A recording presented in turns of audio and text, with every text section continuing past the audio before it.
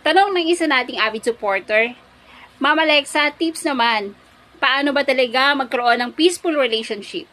Alam nyo, sa pagkakaroon ng relasyon, hindi maiiwasan na maraming mga nakikialam sa atin, nakikisawsaw sa relasyon natin.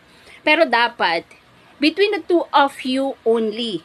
Kasi, dyan kayo nagsimula eh. Nagsimula kayo ng kayo lang, so kayo lang ang tatapos parehas with your partner. Kung gusto niyo ng peaceful na relationship talaga, guys, ito lang ang masasabi ko. Dapat huwag niyong i-allow na makialam sa inyo ang social media, ang friends, at ang family.